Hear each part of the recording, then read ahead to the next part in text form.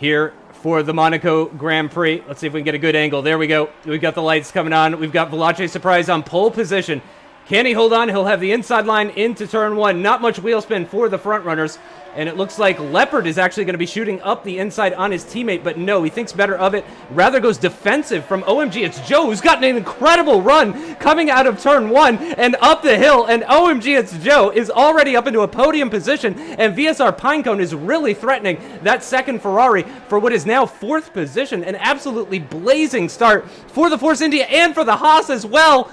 Oh, I believe I spoke a little too soon. Let me get down to Pinecone. Oh, he's done a Rosberg. He's done the Rosberg, and he's gone off at the runoff area at Mirabeau, and that's going to drop the Haas driver right down into last position. It was such a good start for him, but or rather, it was such a terrible start for Leopard there.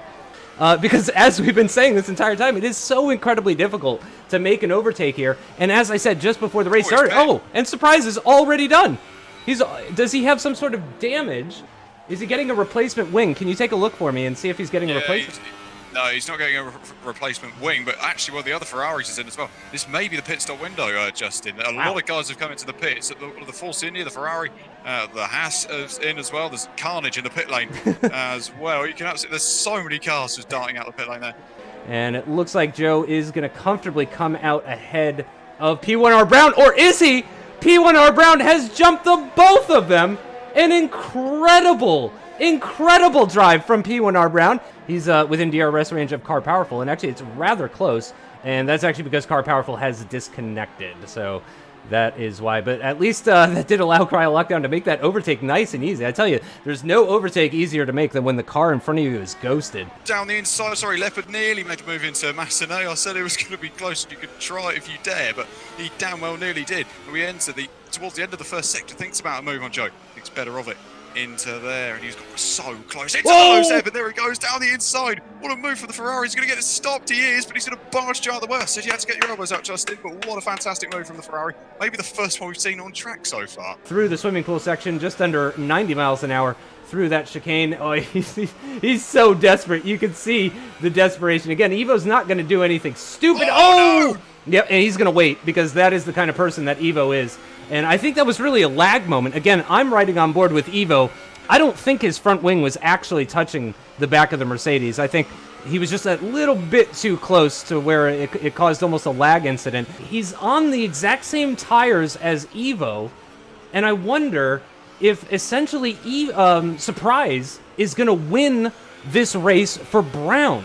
Because I think Surprise is holding back Evo right now. And obviously, if Surprise keeps Evo behind, and Brown is less than 3 seconds behind, he's going to win the race. So this is really, really shaping up in a very interesting sort of way towards the tail end of this race. It is still very close. OMG, it's Joe would actually finish, as it stands right now, he would finish in 8th. Oh, and a big mistake. Big mistake for Jason97 F1. That's going to lose that 6th place position for him to Team Vodka Shot. And MVP Zero in the other McLaren wants to relegate him another position. Oh, contact between the two of them. And Jason97 F1 goes for a spin coming out of San Devote. And that is going to drop him right down into 9th position behind his teammate, behind the two McLarens. And just go on to a fresh set of tires. Oh, his Pinecone around the outside at Massenet makes the move on MVP Zero.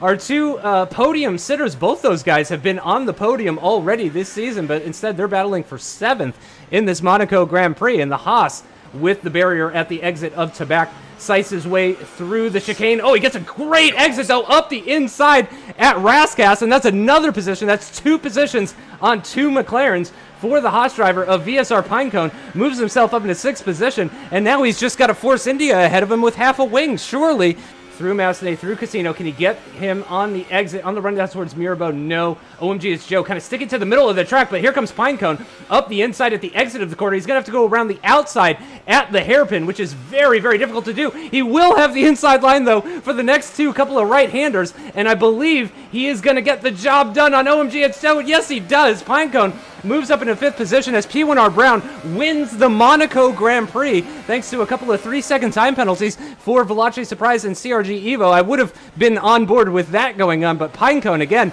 just really on a charge here in the closing laps of this race with those fresh Ultrasofts, moves a pretty good distance ahead of OMG's Joe. Again, we really don't know what the penalties are going to be like for these guys, so we're going to have to wait for all of them to cross the line in order to find out where they're going to finish. But you can see how much Overseer, how much just Joe is struggling so much in that Force India with those 34-lap-old Super Softs. As they cross the line, Team Vodka Shot might actually get him, and he's done it. Team Vodka Shot gets him across the line out of the final corner. Really incredible stuff.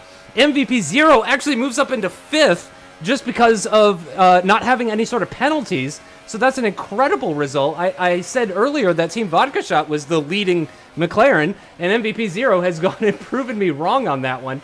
Holy cow, towards the end there, that got really breathless. It did, didn't it? I think it was all the time where that was occurring because everyone was so close together. But let's just take for a moment that P1R Brown's just won a race in AOR 10, amazing, which is a pretty amazing feat for him. I'm sure he did not expect that going into this weekend. Yeah, I mean, it doesn't get much better than winning at Monaco either. Right? The cruel in the calendar, the jewel in the calendar for him. And that will live, I'm sure, long in the memory for himself.